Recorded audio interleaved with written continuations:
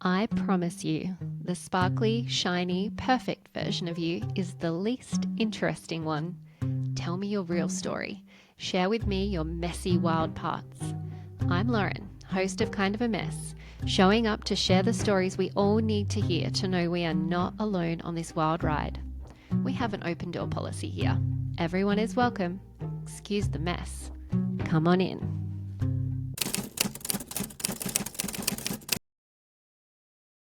Hi there. So, this episode is dropping a little later than I was hoping.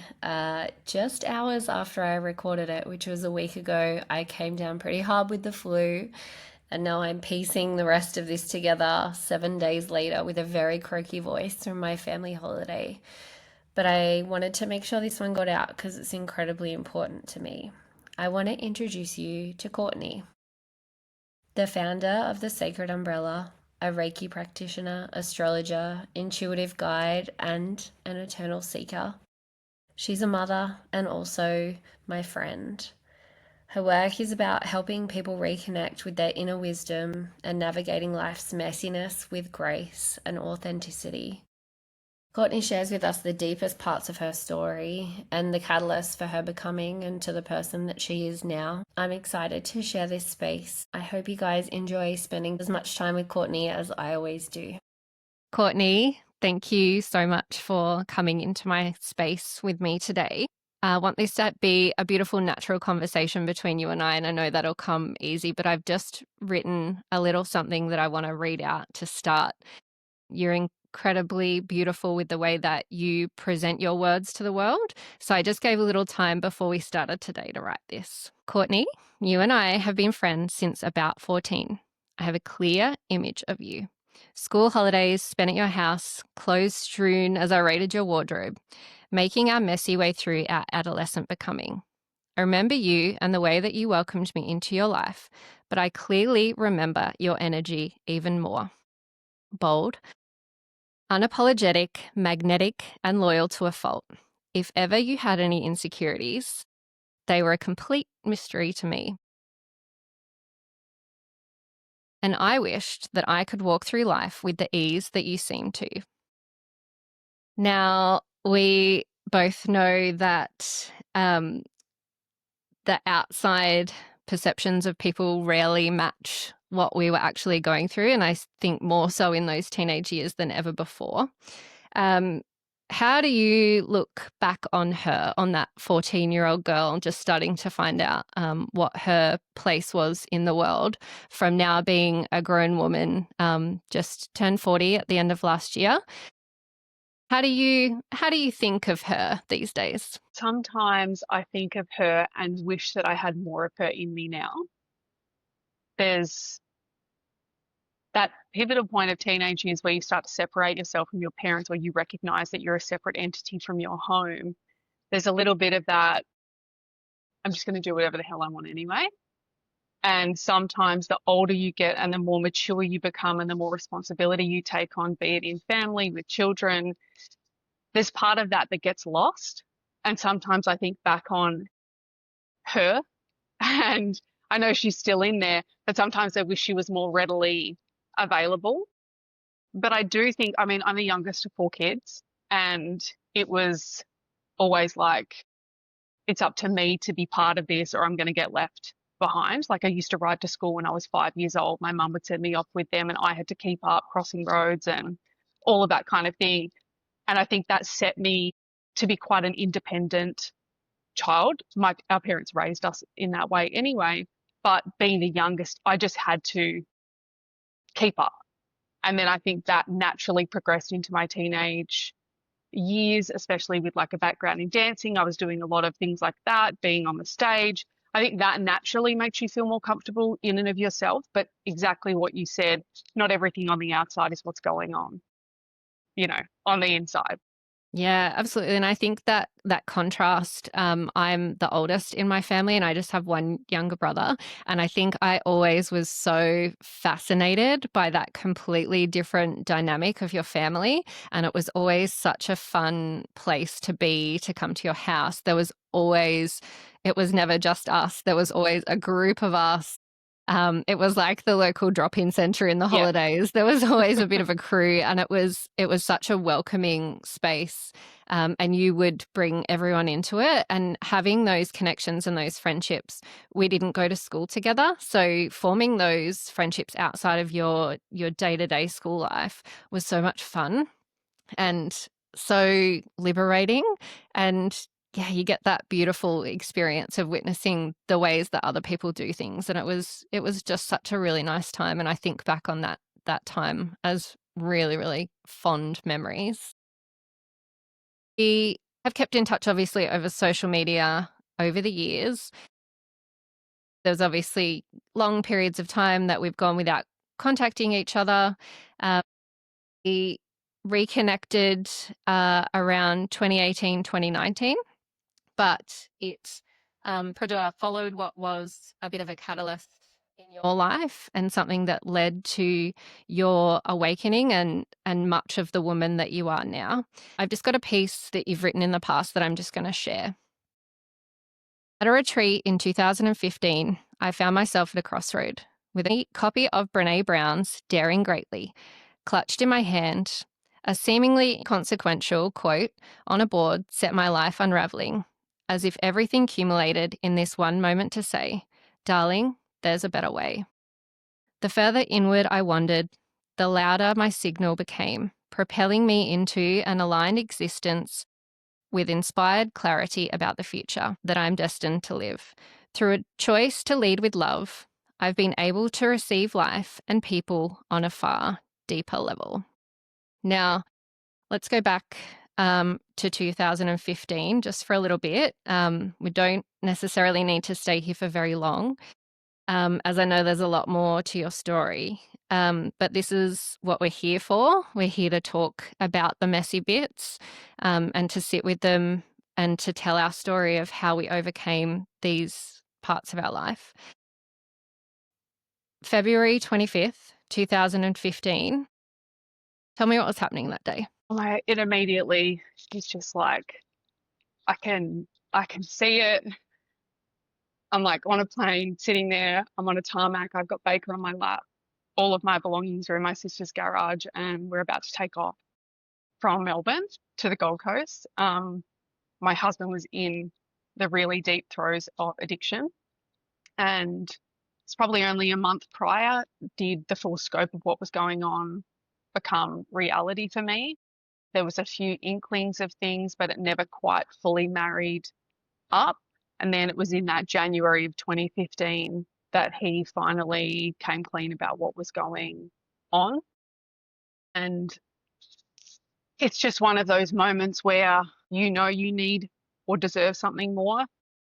My son needed something more.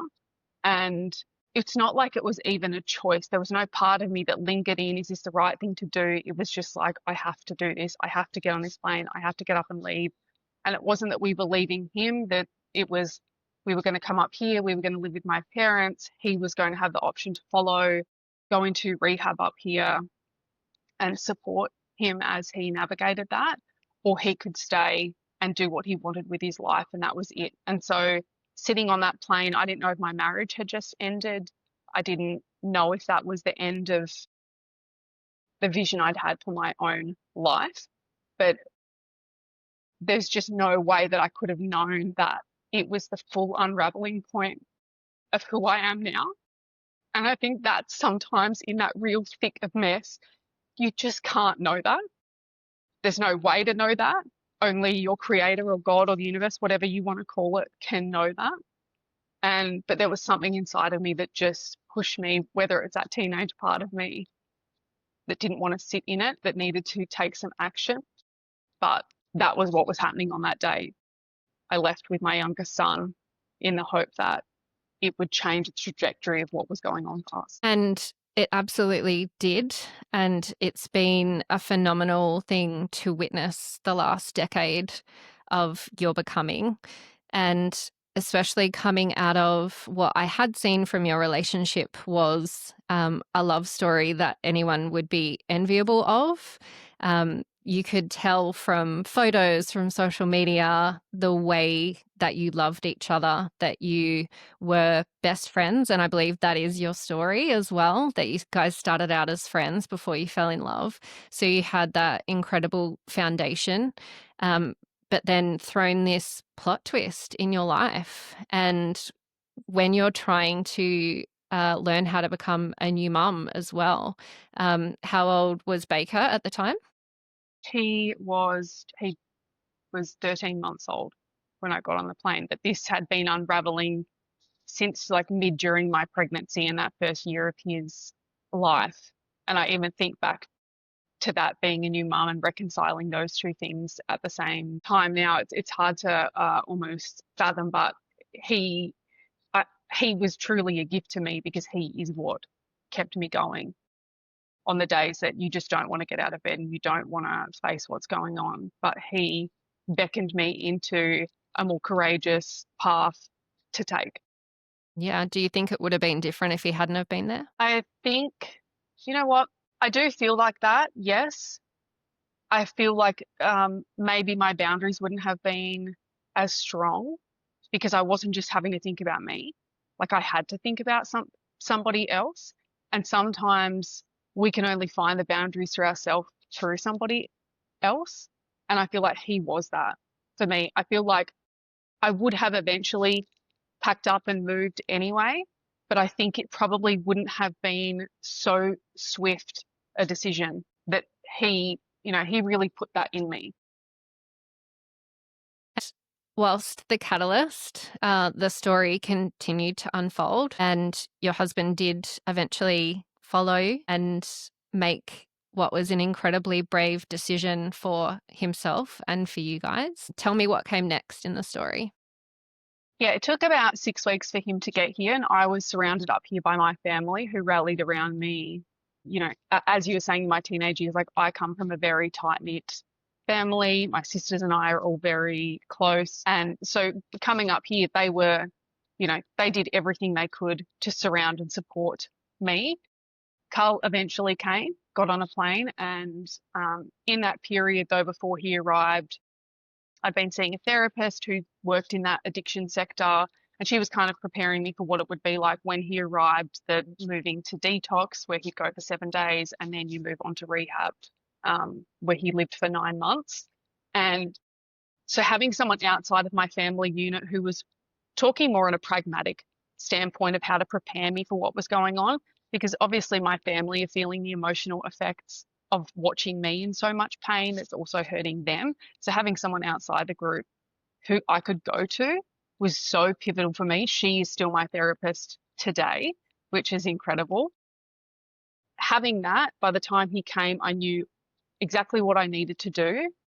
I could deal with him, all the things or the promises he was going to make about why he didn't need to be there, why he couldn't come home with Baker and I.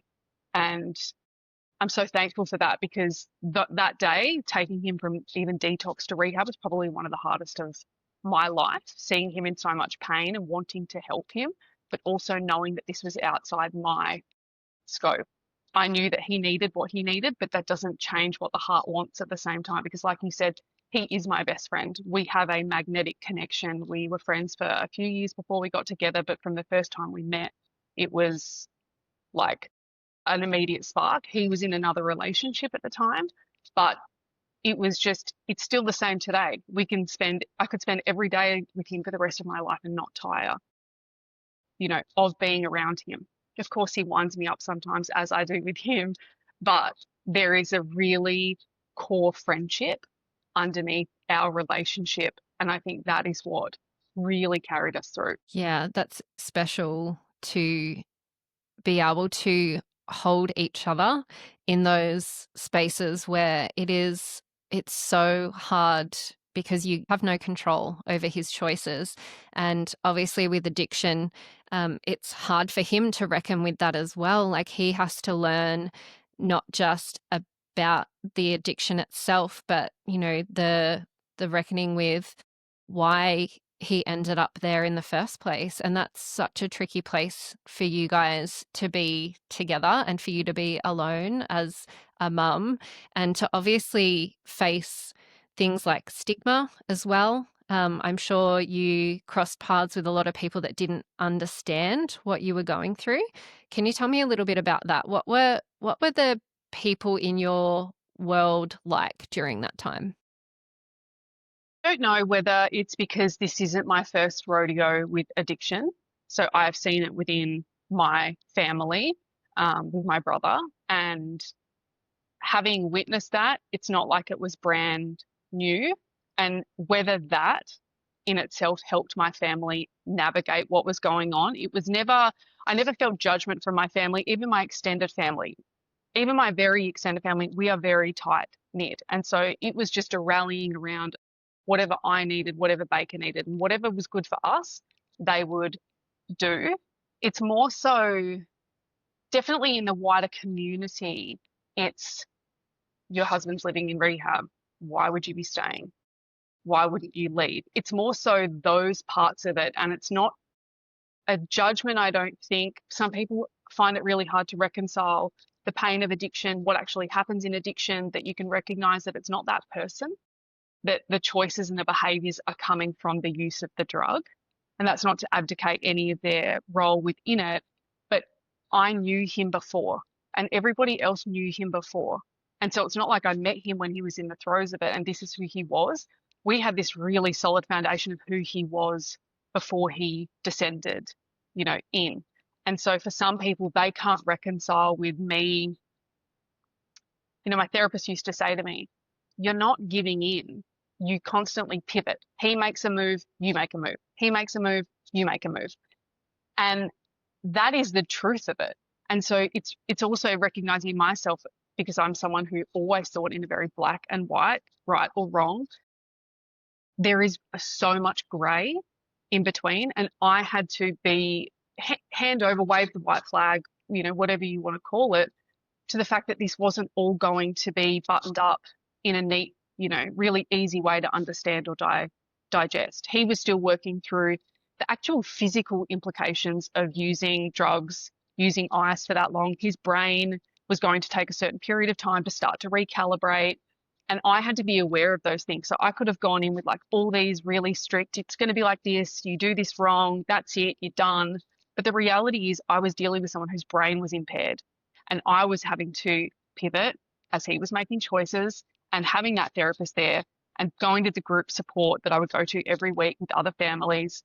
That helped me really understand the nuance of the situation instead of needing to be right all the time about how it had to go. That was, I think, the part that's hard for other people on the outside to look in and be like, why is she tolerating this? Or why is she being gentle with him? Or why, whatever questions come from it. Tell me more about you during that time. You've obviously got fabulous support from your family. You've got an amazing psych that is well versed in helping you through this particular scenario. Did you break down? Did you spiral in your own self during this period of time, or did you stay pretty steady? I think, like, retrospectively, I can say that I stayed pretty steady, but that's not to say there were days that just consumed me. There was, I started going to yoga. And I'd never done that. I had a background in dancing, but I'd not really done anything of a, and not that yoga's gentle, but of more of a gentle nature. And so I found this studio and I was going for 5 times a week. I could leave Baker at home with my parents, go early in the morning, go to class. The space that was giving my brain, I could just go there and be me, leave everything at the door. And it was just for my physical well-being.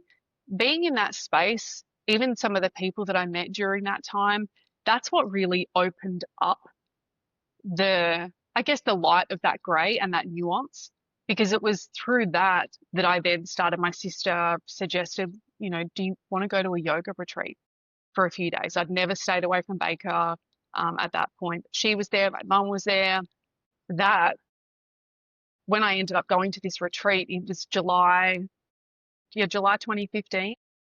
That was there was some magical stuff going on.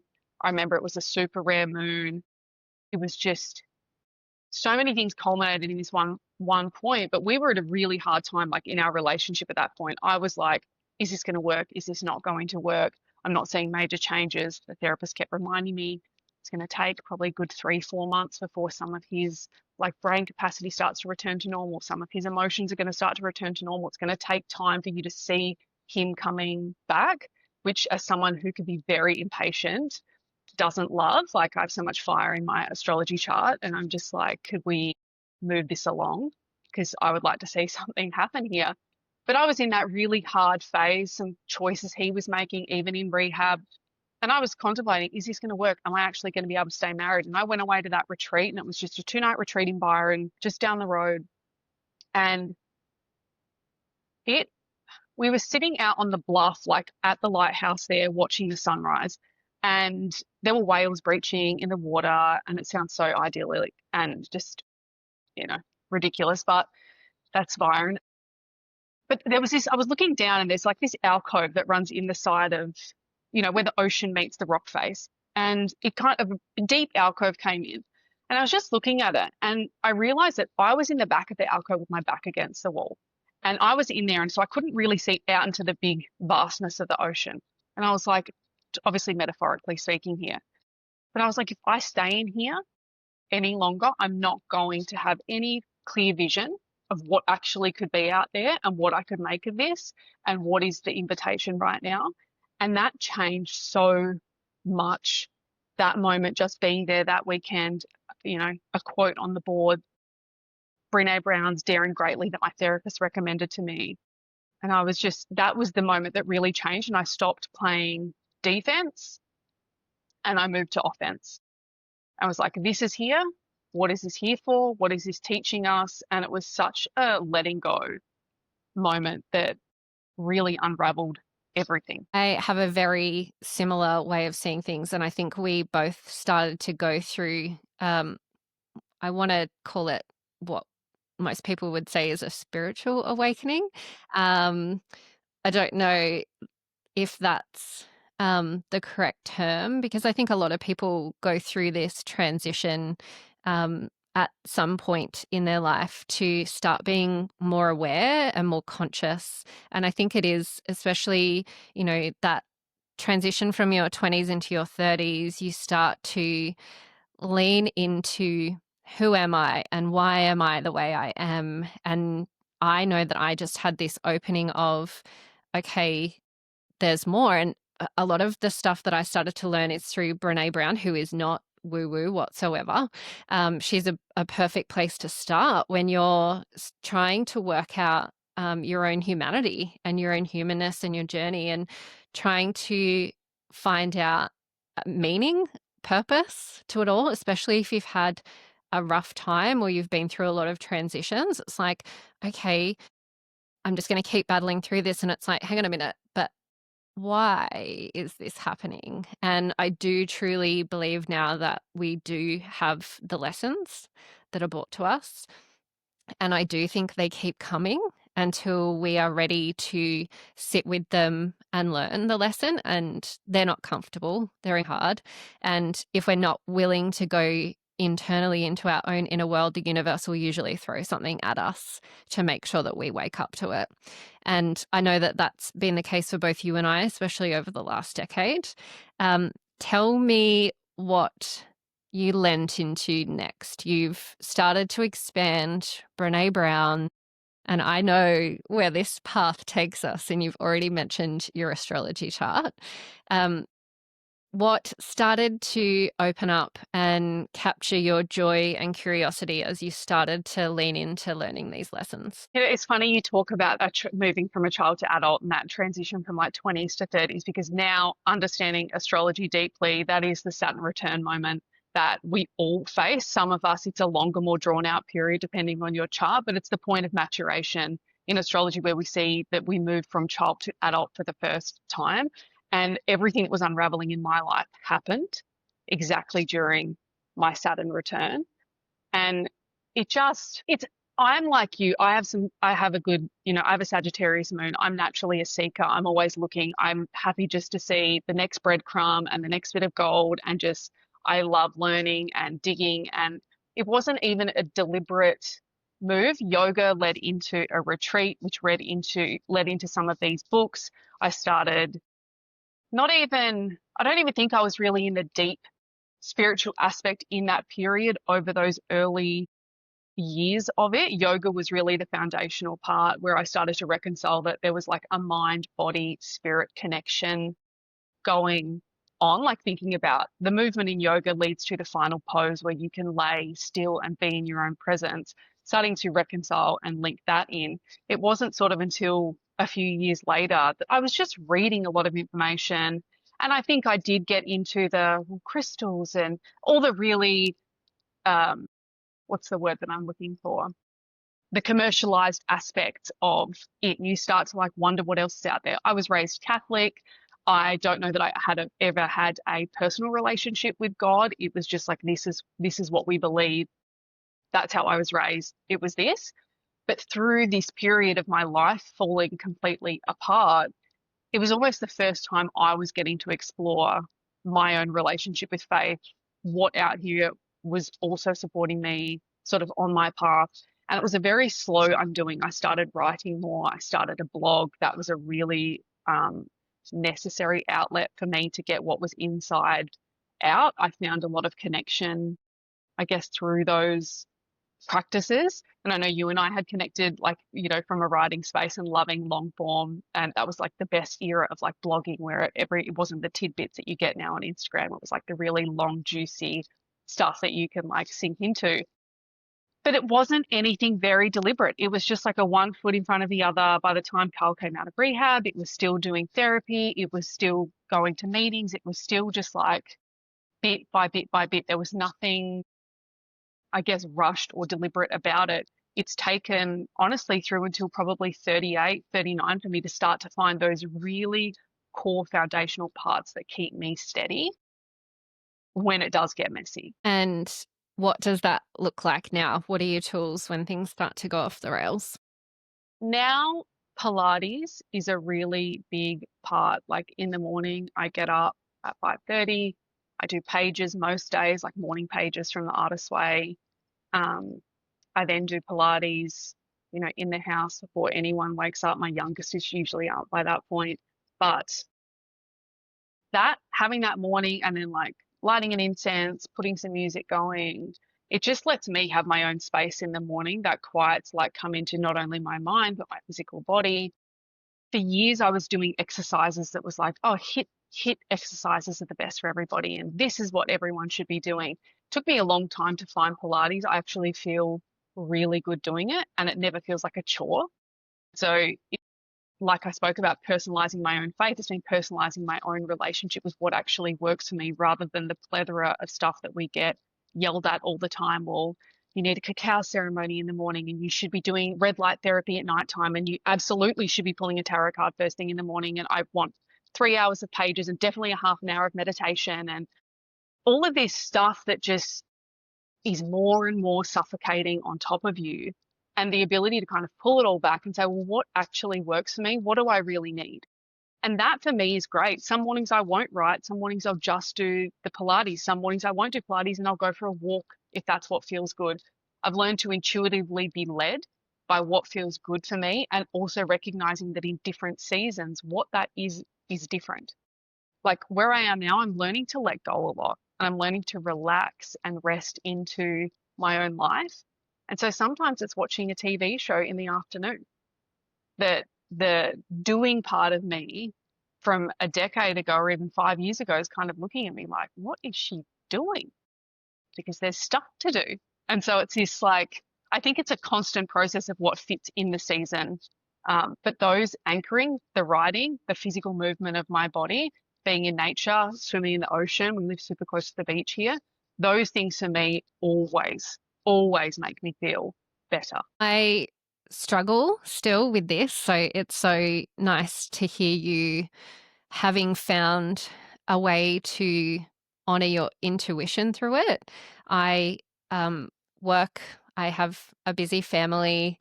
I am constantly doing, and I feel like sometimes I just get so stuck in, oh, I should be doing this or I should be doing that. And a lot of my own needs definitely get left to last unless I specifically go out of my way to make sure that I'm getting that time in the morning, and it does work for me. I never used to be a morning person growing up, and now I'll set an alarm and make sure that I've got that space happening in the morning.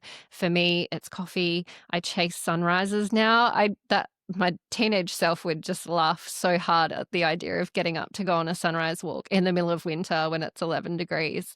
But that is the stuff for me that brings me back into myself. So I completely understand your morning routine. And I think we have to find that. And it is tricky to try and work out how best to lean into that when we are so busy. And I think it is harder with little kids.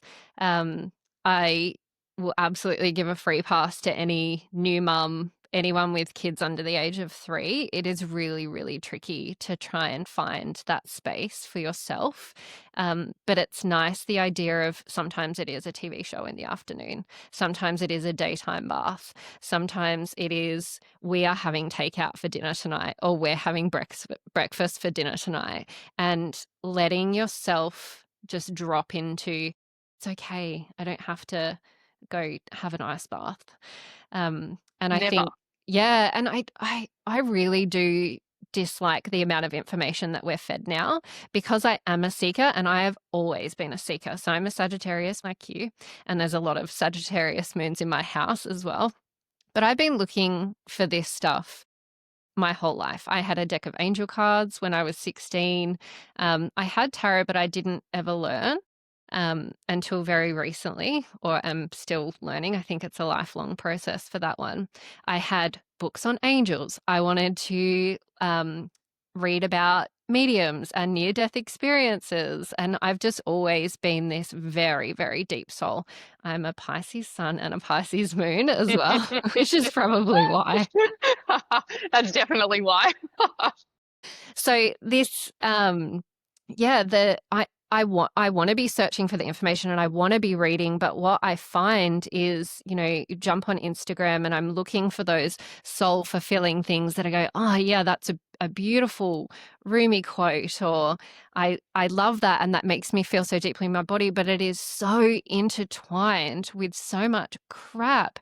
And probably one of the things that I dislike the most is a lot of people jump on and are like, um, you want to lose weight, this is what worked for me, or you like, do this, do this, do this, this is what makes me amazing. And it's like, it doesn't work like that. We can't follow somebody else's recipe for success because we are all so different. And I think leading into astrology is such a beautiful mirror and reflection for you understanding your inner world and why we are different. And I'm not anywhere near the standard of what you are doing now. The work that you do is phenomenal, and it will now be your life's work, and you're helping a lot of people through doing that. But I am absolutely the girl that'll ask at the party what your primal triad is. Is that what it's called? Yes. Yeah. I'm like, oh, okay. But what's that? I'm like, no, but I need all three, because Mhm. your sun is your outward personality to the world, and your It's moon is your emotional landscape, and then your rising is the way that other people see you. Is that the best? Yeah, it's like Describe it for me. your sun is, yeah, like your core essence of who you are. It's how you're designed to shine in the world. Your moon is your emotional landscape, and then your rising sign is how people see you on first meeting you, but it's how you do a lot of your life as well. Like I'm a Virgo rising and I have a Leo sun, and the Virgo in me has absolutely been more visible. We grow into our sun sign.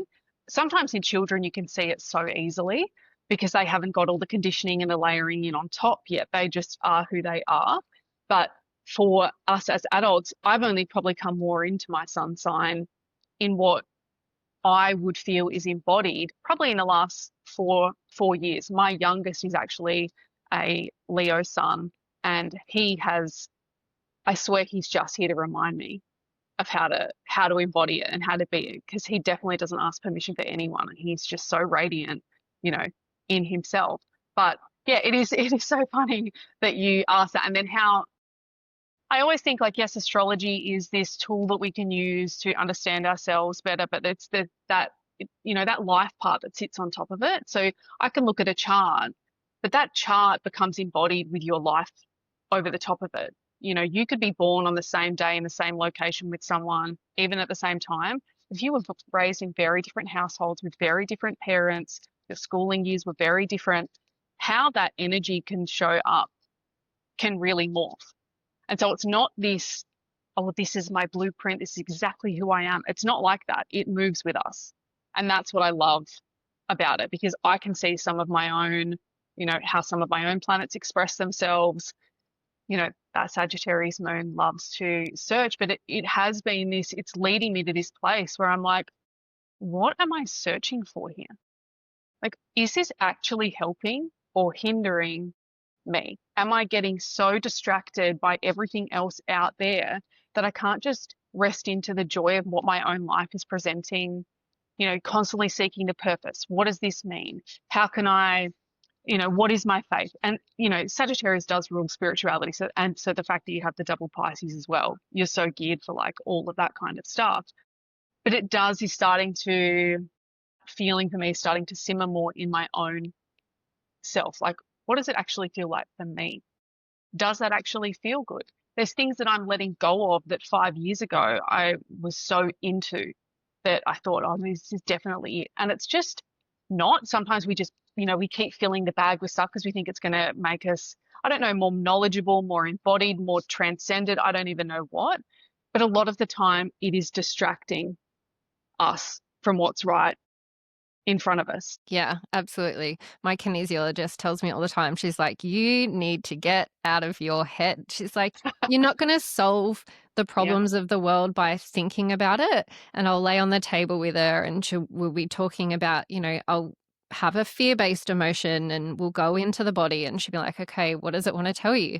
And because I have done all of this seeking and I understand all of these systems and I know it all on such a deep level in my mind, I'm like, I think blah, blah, blah. And she's like, nope.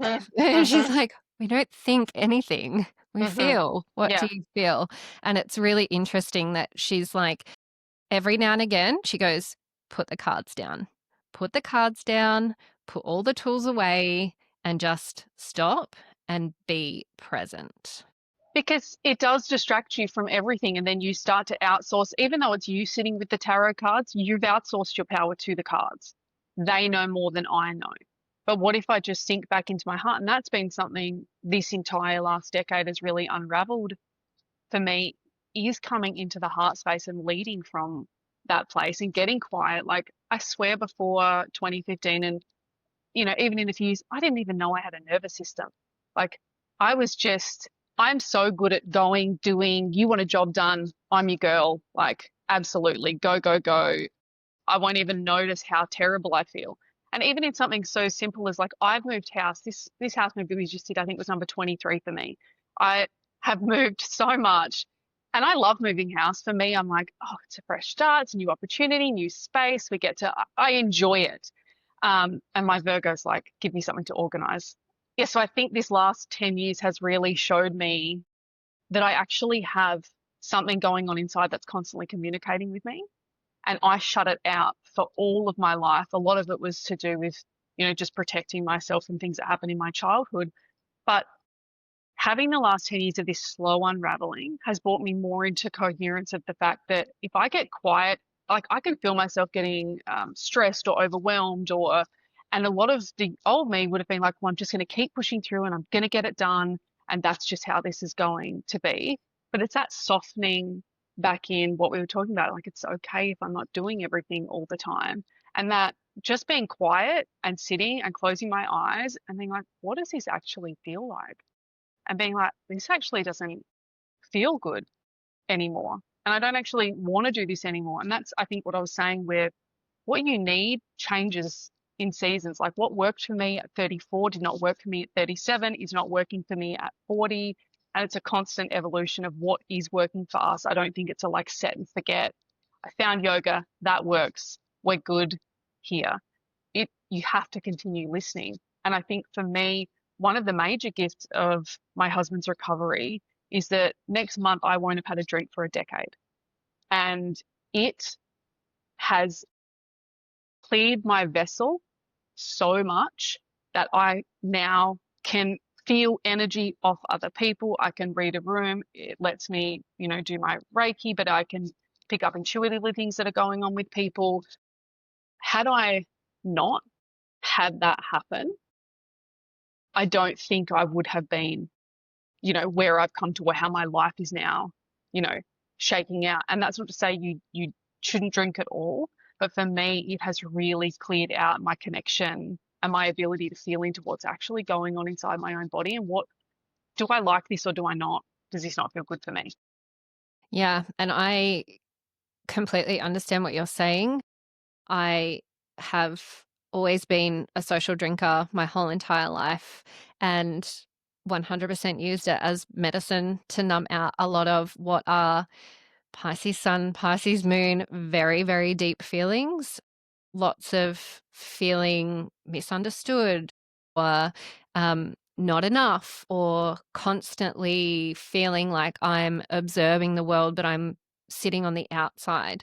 And I think I wasn't really taught how to move through what are very intense feelings. So I just learnt to numb them out. And I used to then go into party girl mode. And I was always, the last one standing and the funnest one in the room, and was very proud of that for a long time. And that was such a huge part of my identity. This year, I have stopped drinking and will have an occasional glass of wine, but it has been the key change that has now led to me doing this. I don't think that I would have been as in tune with myself and healed a few pretty deep wounds that I'd healed multiple times over the last decade. They needed to shift out before I was ready to step into this space. And this space needs to be a sacred one where my energy is clear so that I can welcome other people's stories in, and so that they feel safe enough to be able to share.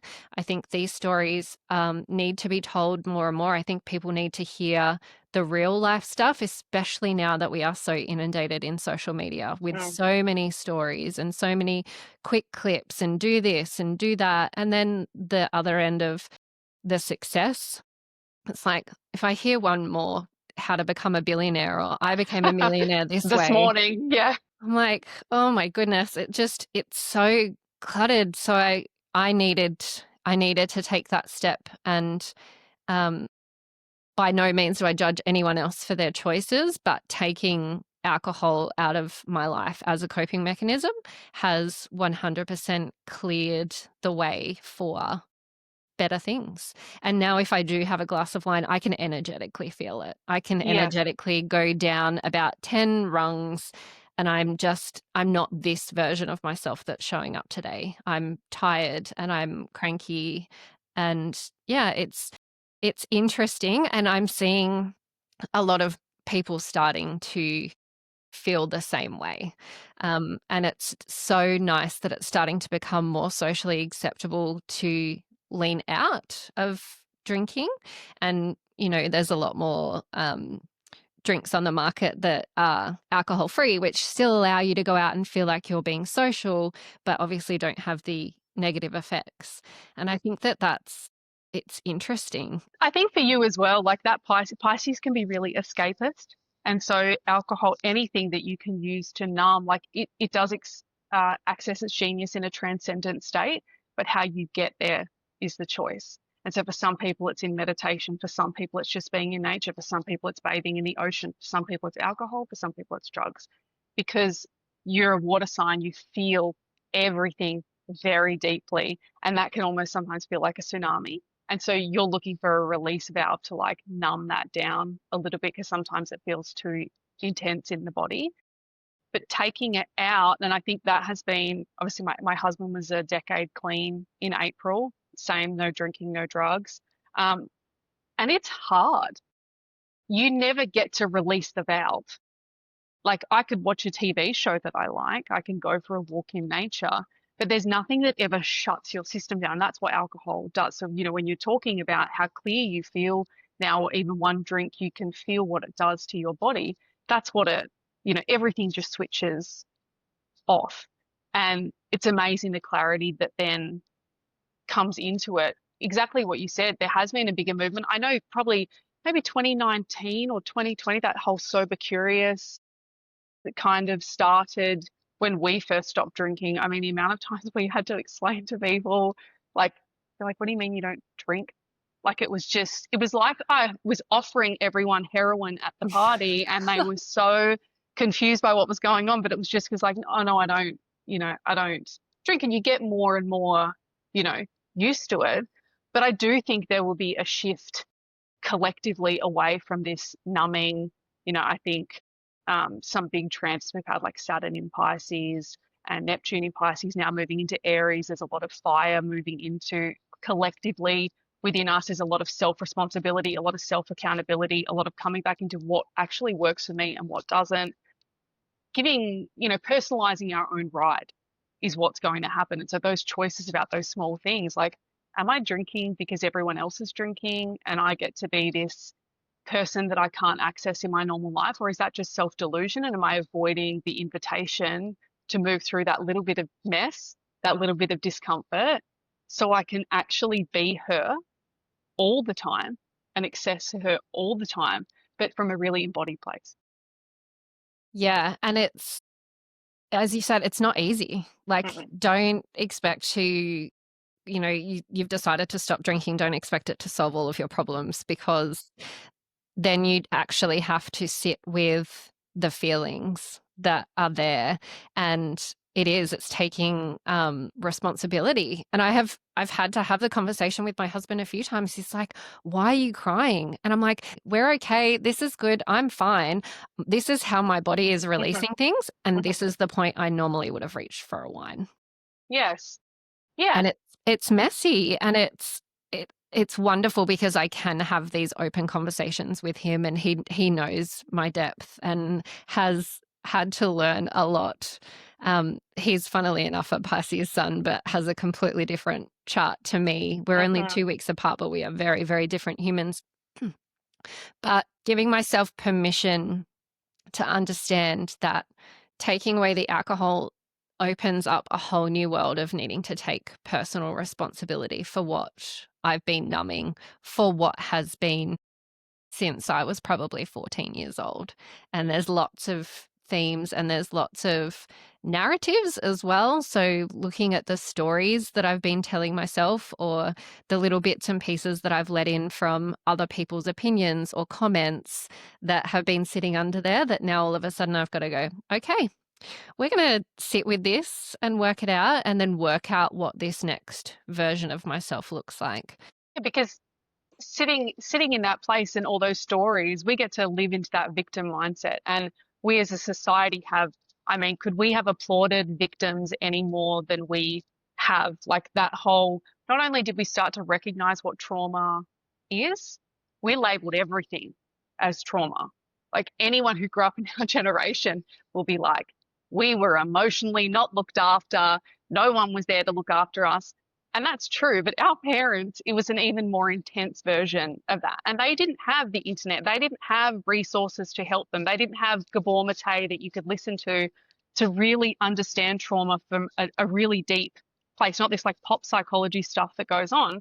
They weren't going down to the library and going through the Encyclopedia Britannica and being like, what does generational trauma mean? Like, they didn't have any of that. But there is a part of that generation that has such an ability, and that within the stoicism, there's so much personal accountability and personal responsibility that goes in with just getting on with what has to be got on with. And there's something in that we should be taking a lesson from. And that is that whole, yeah, this happened to me. And this is not, I didn't come up with this. This is such a well-known verse. Yes, it happened to me, but it's my responsibility to work through it. Because if I don't work through it, I put that on everybody else. And then we're just like spewing all of our pain onto everybody, all the time. And it doesn't help. I mean, I've had to reconcile. Yeah, I had some really dark stuff happen to me in my childhood, and that really changed who I was. I'm 40 and I'm still working through it, but it's mine to work through. And me working through it lets me be a better mom. Me working through it lets me be a better wife. Me working through it lets me just be a better Courtney. And if I don't take that accountability and I don't hold myself to a standard, nobody's going to come and help me do that. And it's like those small routines that you were talking about, like what in the season of mess helps, that's part of it. If you need a few days on the couch to wail and whatever, like go for it. I'm not going to deprive you of that. But at some point, you're going to have to pick yourself up. And that sometimes means surrounding yourself with people who can hold you accountable, at the same time. And that's where that community comes in. And I think when we've been so lost in what the grand promise of the internet was going to be, I was having a conversation with a client about this yesterday, and this was really Neptune in Pisces. It was a free for all, a smorgasbord, and we are all stuffed. We are in a coma that we need to wake up from. And it's like bringing your own energy back into your own actual life, disconnecting from that and getting into real space with real people that you can talk to, there's a reciprocity going on. You can feel each other's energy. You're learning from them as much as you're learning from yourself. It's like, yeah, I'm centering myself, but I'm doing it within a collective of other people. And that level of like narcissism, I think, that has been so prevalent, over the last like 10, 15 years, where everyone's life matters more than anything else. I think we're going to slowly start to see a move back to like in real life. This is what I'm doing. We're going to turn the noise off, and I'm going to like soak into what's actually here. Yeah, absolutely. And that has definitely been one of the things that I've decided to try and lean back into. I know that I've consistently isolated myself from the real world. And that's, not to say that, I go to work and I have my family and I go to my kids' soccer games and I'm present, but there has been this real disconnect from finding community. And I know that this is something that you have found ways to lean back into it's the contact, it's the circle, it's the women having, well, not even just women, just people having these real, open, honest conversations in real life.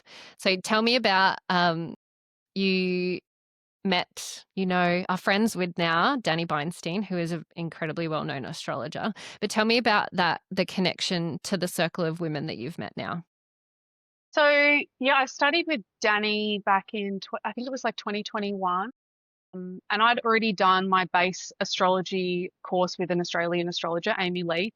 And then when I studied with Danny's like a psychological astrologer. So she has a BA in spiritual psychology. So she really blends real life with astrology. And so it gave me a really deeper foundation. The women, there was 5 of us. I was the only Australian. Everyone else was in America. But we just bonded so well, and we didn't want the group to end. So then we started a book club, from it. And so we would read books together and get online. We would Zoom together once a month. We don't Zoom as much anymore, but we like chat and different relationships. Like my client yesterday was one of the women that I had, and she's in Georgia. And yeah, these kind of relationships, they formed something that was when we just moved back to Melbourne. We were in COVID. You couldn't have physical interactions with anybody. And that satiated a part of me where I got to learn through these other women in the beauty of relationships, of what was going on in their own life, and then metabolize it into my own. Sometimes I feel like, if we go to see a kinesiologist or we're off to get Reiki, or you go there with the specificity that it's going to be about me. When you're in these group containers, it's not about you. It's the beauty of what comes through collectively that you can't access on your own. And I think that's the part about it where we try and live in a silo sometimes. It doesn't work. You actually have to be around other people because they act as mirrors for us. They bring things to our attention that we can't find, on our own. And so that group was honestly such a safe place for me to land. 2 of the women were younger, 2 of them were older than me. And even within that, I've now found a group here on the coast. It's called Woo Woo Lounge. And it came again through a synchronized event where somebody told me about, and I was like, I've been really craving it. I'm so, Instagram feels like it's had me in a stranglehold as I've tried to grow my business. It just feels like it's like, you've got to make this content and it's got to be like this and you have to do a reel and all of this kind of stuff, which just feels so suffocating to me, and almost in the rebellious act of being like, fuck you, I'm done here. I went and found this group, and all these women are older than me, which I love because it lets me rest into, I don't need to do anything here. These women have more wisdom. I'm going to get to learn here. I don't have to be anything. I just get to come and enjoy. And it's a real diverse group of women. And from that, they asked me to run one of their monthly woo-woo sessions for astrology. And now out of that space, I'm going to start doing a monthly like Astro Club where I get to be, with other people, helping them learn, helping them understand their chart, doing new moon circles, full moon circles, whatever it feels like is going to be right. But it's amazing how much just going back into that real life situation has opened more doors for me in my creative expression, but also professionally than Instagram has done for me in the last year. And so what it was sold as has showed me that business doesn't just have to be online. I will post stuff on there, absolutely. If I need to get global clients, that's how it's going to have to happen. But you can still have incredible reach. And I think this comes back to that letting go of what you think your life is supposed to be like and letting it unravel as it comes. Like, what if for me, it's this container of women, this is going to be my life's work? What if this monthly session is what's going to be the juice of it? I don't need 100,000 followers. I don't need 55 likes. I don't need these people that I don't even know. What if that is just what my soul needs and that's how I need to shine and that's nourishing for me? It's the hard part about social media is this not enoughness. Nothing's ever good enough. You're not followed enough. You don't have, all of those kind of things. And you're constantly in this comparison trap. And getting back into a real environment has opened my eyes so much to the richness that still exists in real life and the amount of people that are really starting to turn away from online connection, if you want to call Something that I hear regularly, how people are wanting to move out of that Instagram space. And I know you and I this is what I've been struggling with. I've tried to write a book. I've done, bits and pieces of long form. I tried to start a Substack, and I have been inconsistently posting on Instagram for what is my kind of creative outlet for years. And I just, nothing could land with the depth and the feeling that I really wanted it to. And I definitely know that part of this and our conversations, I'm really hoping starts to open doors into being in the rooms with women that are doing phenomenal things that we can learn from. We're not meant to live outside of our village on our own in the woods. We are meant to be together and we're meant to learn from each other, especially this for women, like coming into this next transition of life, especially for us as we go through from being the mothers into the matrons and through that, the perimenopause and the menopausal years.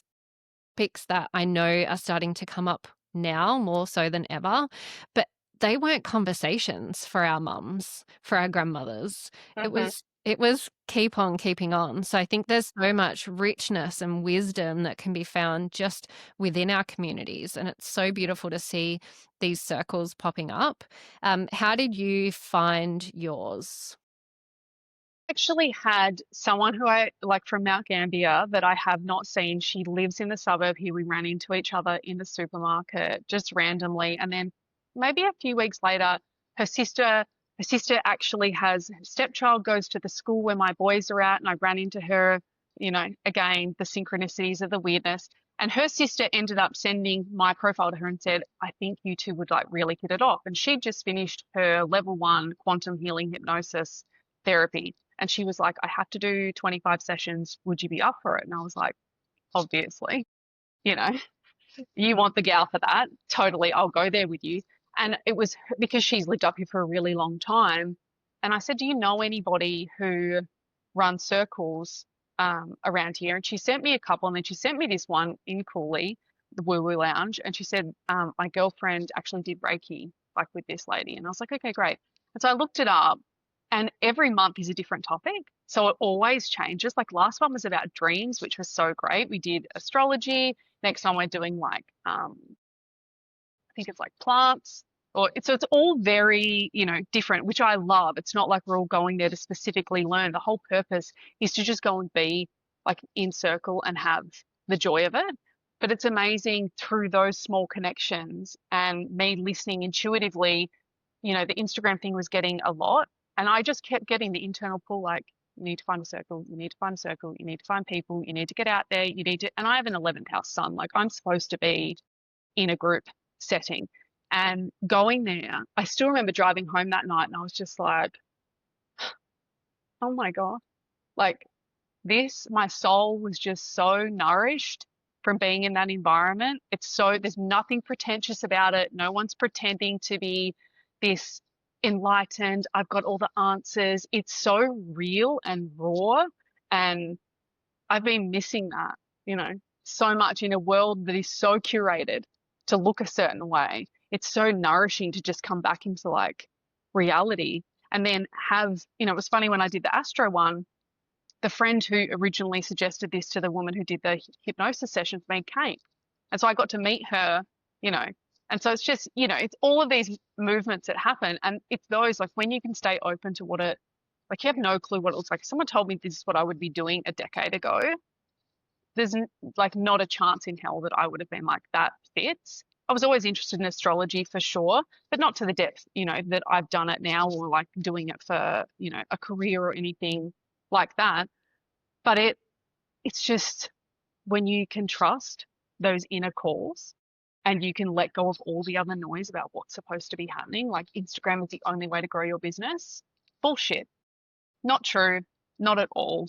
There is no way that our creator or God is like, we're going to just get everyone in this one little corral and this is how it's going to work. Like, we're all so different. What works for us is different. And to suggest that we all have to come into this one really mainstreamed version of how we get there, that disconnects us from our joy and it disconnects us from our own magic and the natural unfolding of our own life. And you can feel it, when you're pushing and you're like, this is not taking, but then since you started this, you've said, God, I just feel so lit up by these conversations and this is exactly what I needed. We were having conversations back in 2015 about how much you loved this and how much you wanted this and how much of a mess life felt and all of those things. And so it was, little bits and pieces constantly moving. Like you said, when you've got little kids, it's hard. And so you have to wait.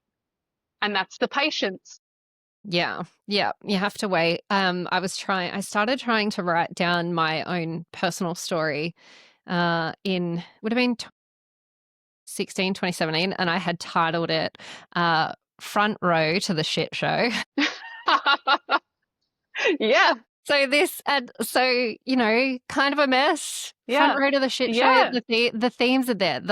It's always been here, and it takes time for you to respect leaning back into parts of you that you have given over to other things in life. I am by no means unhappy. I have a beautiful marriage and a beautiful family, and my work that I do is quite rewarding at times as well. But yeah, there's something about following those breadcrumbs, and it was actually just me getting sick of my own shit in the end, to be honest. I was like, okay, I can just go on this hamster wheel and go to work and look after my family and complain to my husband about, I don't feel like you're seeing me. Mm-hmm. And I was like, I came to the realization, I'm like, that's because it's not meant to be just him. I'm meant to be outward facing and sharing this stuff. And and I had to have conversations with him a couple of weeks ago. I was like, look, I just don't think you're giving me enough attention. And the universe was just mirroring until I got so uncomfortable that I went, it's actually not him at all. That's my shit being reflected back onto me. Yeah. And it's the universe pushing, going, come on, enough's enough. Let's go. And it's been phenomenal. It's been 1 week since I've started having conversations and sharing the first podcast with people, and the response within my family, within my friendship group, which they are also my family, not just women, but, their husbands who have been, listening and following along, and just everyone, like the love that I've received and the way that everyone has just gone, bravo, because when you are starting something that's so outward facing, there's a lot of fear. And I had I did have a huge block of fear of being seen and being enough that I did have to work through in the last few weeks to be able to show up. But as soon as I started, I went, oh, But okay, I isn't that, remember. and it's so incredible though, because for you, you talk about it in an external way of being seen by other people. But the question is almost like, are you willing to see yourself? Mm, And that, you how you feel lit up now, you would probably still feel that way, regardless if anyone said, hey, I listened, it's so great to see what you're doing, because you're finally seeing you and you're finally giving space to what inside has been craving an external place to land. And it doesn't have to be like, I think when you start to put the pressure on, well, it's got to be a top 10 podcast and I have to do this and I'm going to monetize it at this point. And that's when you start to get away from what led you in there.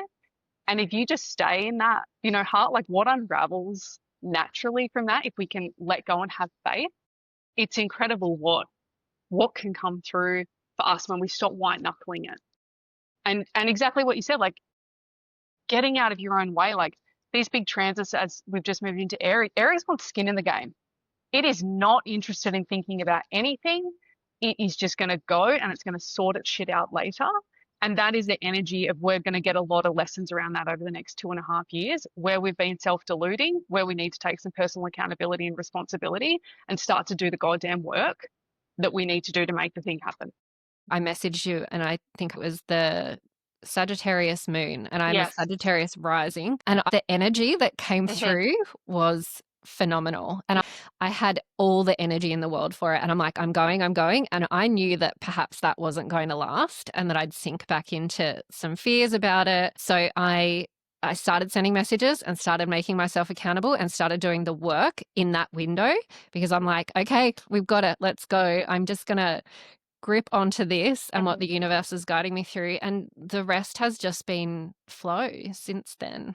And it's incredible because Neptune rules our dreams. It's how we imagine and it's about creativity, but it lets us dream in possibility rather than probabilities. And so the fact that Saturn and Neptune are together at the moment, that's what it's asking. I want discipline in making the dreams an actual reality.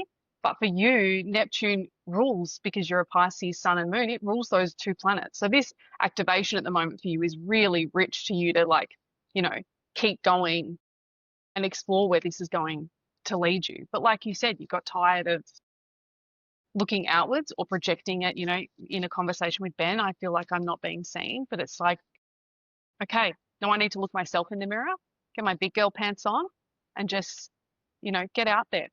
Because you can only know when you're in the mud. And that's what all these fire, like where we've just moved from water to fire, that's what it wants. It wants you to embrace the mess. It wants you to get into the chaos. There's no way you can mitigate that. It's going to happen.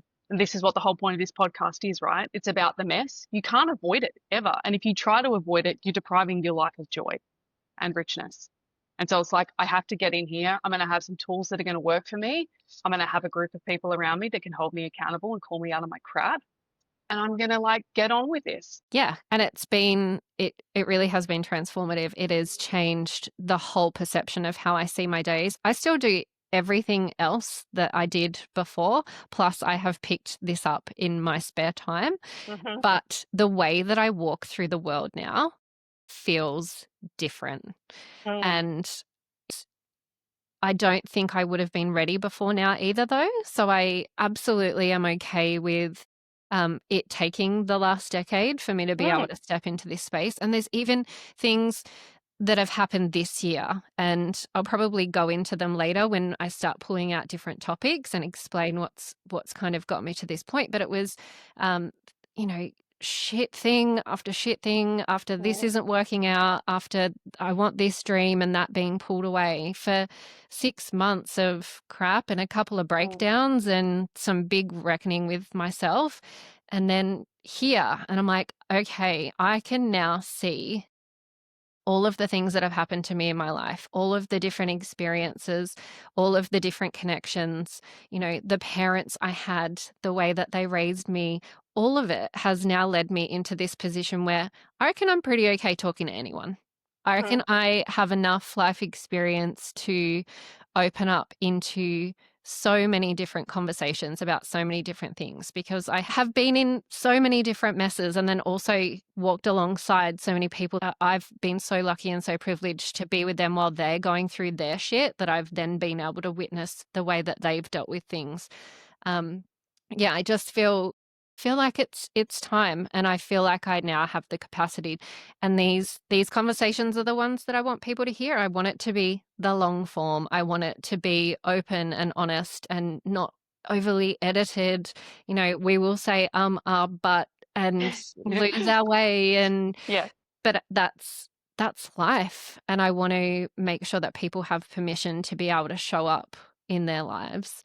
And you know, if we can help share the tools that have helped for us, maybe that will open a door, or you know, make someone go and pick up some Brene Brown. That might be the way that then they take off on their path and pick up their breadcrumbs. And it feels very beautiful in my soul, and I do believe it is my soul work. And a lot of my friends are not particularly spiritual, so they'll all be giggling at me, but this is me.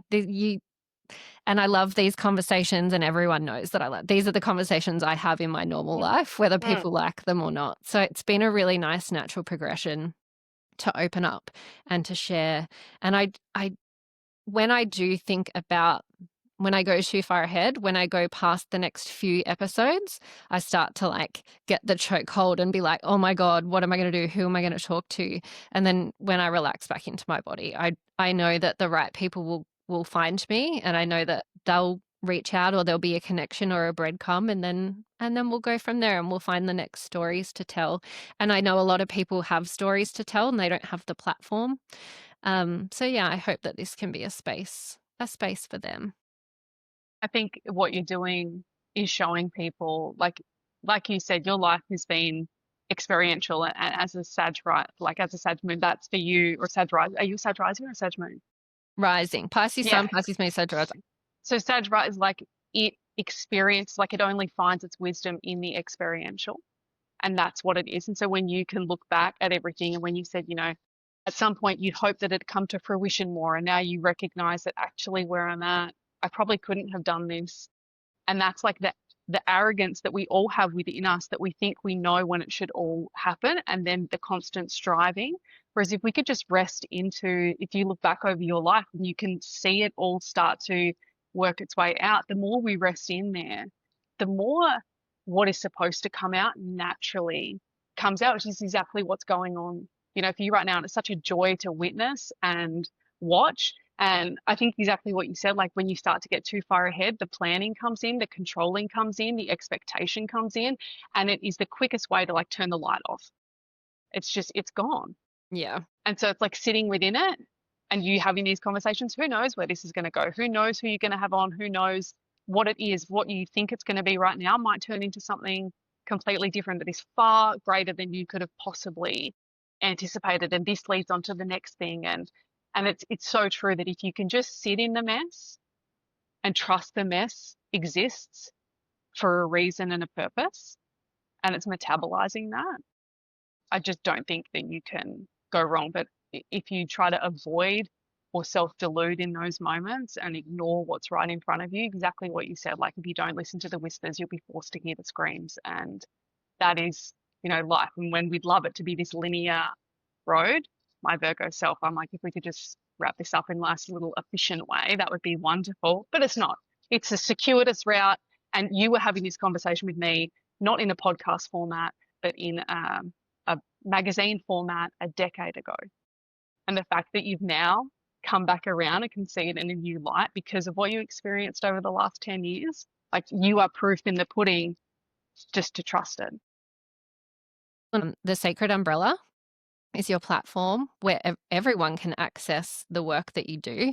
And if you're interested in having your chart read, actually, you tell me what the Sacred Umbrella is to you. So yeah, it's the business that I started a couple of years ago, and it encompasses astrology, Reiki, and I do some intuitive guidance work. That has been, like I said, my vessel's become clear and I've been able to pick up on more of those things now.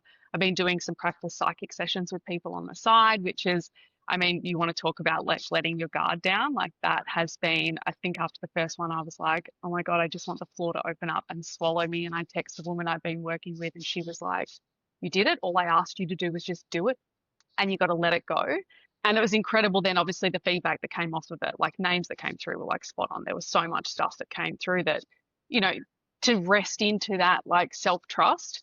But even when I started this business, I know the tenets of what it is, but the umbrella for me is I love the idea of walking somebody home at different points in your path. And Rumi always says that we are all just walking each other home. But home is different to everybody.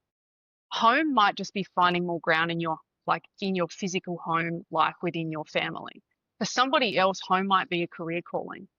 It's different for everybody. It doesn't have to be spiritual. It doesn't have to be any which way, but it's having a space that you can come into that's reflective, that lets you be seen. I use astrology as a really foundational part of that. I've never had a session where the information was like, that doesn't feel like me. It's always like, my God, I have felt like this my whole life. And they can't necessarily piece it together, but being seen just gives them the comfort to like move on with what they're doing. The work that I do is I have a lot of fire in my chart, and I've had to reconcile with this. I'm not your floaty, it'll be okay. Like if we just I'm never going to be like that. I swear. I expect action. I want you to take responsibility. I want you to make a move in your life. When things are shit, like for me, I'm like, that is rich, fertile soil. Like this is where you are going to be made in the fire.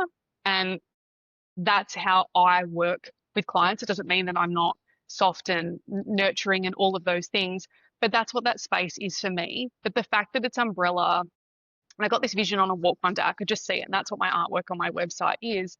But it's also, I wanted this umbrella to be a space where multiple modalities live in underneath it. I now have a Substack that I write in, whether a podcast comes down the road, whether I have retreats or workshops that not only work within what I do, but I can bring other facilitators in under an umbrella of all trying to just allow me to walk, that my tagline is allow me to walk you home, whatever that looks like in this season. And we're not talking about a final walk home where you're going to get there and then the skies are going to open up and it's all just going to be perfect. It's not. Like that's a delusion. That's not going to happen, but it's just for what is here now. But I love the idea, and the umbrella in itself gives me space to branch out. I'm not contained. It can grow and move into whatever. I never thought about Astro Club until I went to this group, and the woman who ran it asked me, would you run a session? And it's like those kind of things where you have to hand it over, your own arrogance over, to be like, wow, I never saw any of this happening. And for me, that is what the umbrella is. It's a container for you to come into, not with an expectation, but just a willingness to like let the walls down a little bit, let go of what you thought was going to happen, be in the mess of what is going on right now, and find some real wisdom in that of like, and a space where you can kind of come back and reckon within yourself, like, well, what do I even want? And that's what I'm trying to connect people with, is that heart space, that feeling. What do I actually want? Irrespective of what everybody else needs, I want you to be able to be like, close your eyes, feel in. Does that feel expansive? Does it not? Like, what do you want? And for some people, even asking that in session, it's like, I don't know. And even having that, I don't know, is marvelous. Knowing what you don't want, I think, is just as good as knowing what you do want. And so you can start to, make tweaks in your own life. For some people, they don't want an astrology session. For some people, they come to me for their kids' chart and they want to know their kids. Like for a child, knowing their moon sign is really helpful because that's how they need to be nourished and nurtured. And it's not something that you can rationalize with. And so I have people like that. Some people just want to have Reiki. They're not into the astrology, which is fine. It all changes depending on who comes for what. But I don't pretend to know where it's going to wind up. And I feel more inspired at the fact that I have no clue where it's going. I love that. I love that so much. And I feel like that this is such an important space that I feel like we're going to need more and more of. The more hopefully people start to have these awakening moments and start coming back to themselves. And I definitely know that having somebody to help guide me through my shit has been the one constant through since 2015, I've always had to reach out to the different people that are the mirrors that are like, okay, well, let's go deep on this. And what's the problem that you're having now? And you can unravel that and see the origin of where that comes from, and then start to rebuild and work out exactly who you want to be now. I think that's such a beautiful gift that you are offering to the world. And I'm so excited to see where it goes. Do you think you could have ever been here in the depths and choosing to hold people in the way that you are now without having gone through what you went through in 2015? Absolutely not. And I think sometimes when life is so heavy and your life literally implodes, I was so far off getting to where I am today that my life literally had to be dismantled. I hadn't listened. I had too much. I'd sunk too far into control. I'd sunk too far into the black and white of life. That if what happened with Carl hadn't have happened, and even when you can lay astrology charts on top of each other and see where different points activate each other. And him and I have this one connection in our chart that, like, my fate and my destiny, it rests on his public reputation. And knowing that that is destined for us, there's no way that I would be here without him. And people could say, well, that's romanticizing addiction, or that's romanticizing the story. This is my life. This is my own experience. You can say what you will about that, but there is no way that I could have ground into my own life now and unburdened myself with all the ways that I had the world signed up and teed up with all my, T's crossed and my I's dotted. It just would have never happened. And that, combined with the no alcohol, and then what I just felt and unraveled through, there's not a single part of me that doesn't think it was the sole catalyst for my own becoming. And how does that make you feel? It just feels like he just feels like such a gift to me. But it's not just him, it's that part of myself that I have to recognize where, I have softened, I have learned to just sink into my own femininity and be willing to receive, not to tackle everything, that I need to from that, not even a masculine place, but just like the do. Being able to recognize that there's a part of me in the thick of his addiction that wouldn't have got through if I didn't have all that armor on, that I wasn't in that place where I was like, I will not be dragged down by you. This is not how this is going to go. And so the softening has happened, but I spent time thinking back to who I was before, or how abrasive I could have been, or how I was so combative in certain ways, or I was so willing to go toe to toe with somebody over it. Just confrontation never bothered me. And I started to struggle to integrate that or even accept that part of myself. But the reality is that part of me got me through the thick of that mess in a lot of ways. It was that grit that got me to move through before the softness happened. And I think that's part of it, being able to willing to accept all facets of who we are, just from a place of grace. It's a beautiful, beautiful story. And I love that you've landed here. And thank you so much for your wisdom and for everything that you're going to gift the world from here on in. Sharing stories like this aren't easy, but I really think that this was an important one that needed to be told. And what an arc, hey? Totally. No one saw that coming.